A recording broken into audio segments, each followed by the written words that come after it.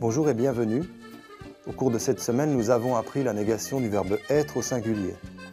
A hét folyamán átismételték a létiget tagadó alakját egyes számban. A táblázatban láthatják az igeragozást. A franciában a tagadást két szó, nő és pár segítségével fejezzük ki, amelyek keretként az ige előtt és mögött helyezkednek el. A létigét elsősorban bemutatkozásnál használjuk, illetve ezzel fejezzük ki a nemzetiségünket, a foglalkozásunkat, továbbá így jellemezhetünk valakit vagy valamit. A hét folyamán megtanulták, hogyan kell kifejezni franciául azt, ha valaki nem magas vagy nem szőkehajú. Pour commencer, nous allons voir deux personnes françaises qui sont célèbres. Nous allons donner leur description physique et leur caractère en utilisant la négation du verbe être au singulier. Qui est-ce? C'est Christian Clavier. Il n'est pas belge, il est français. Il n'est pas ingénieur, il est acteur. Il n'est pas marié, il est divorcé.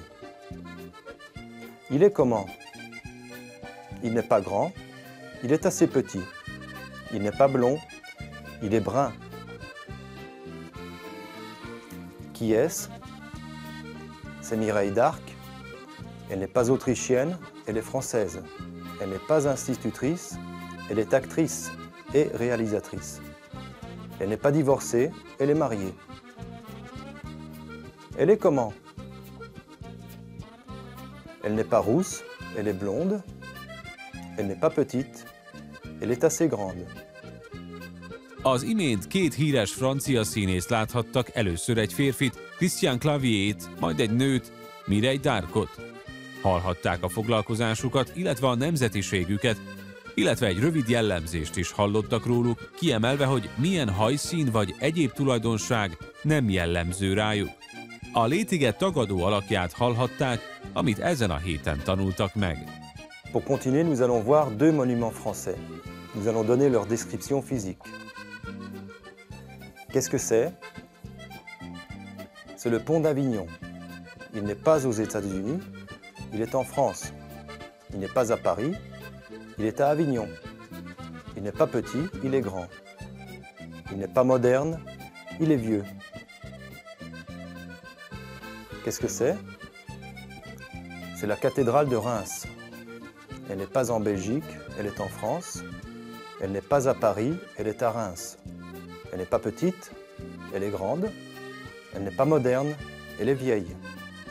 Önök az imént egy híres francia hidat és egy katedrálist láthattak, először az Avignoni hidat, ami a franciában hímnemű, majd a Reimsi katedrálist, ami a franciában nőnemű.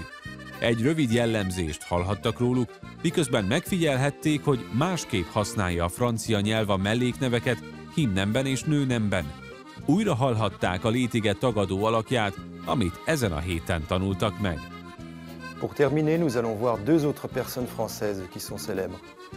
Nous allons donner leur description physique et leur caractère en utilisant la négation du verbe être au singulier. Qui est-ce?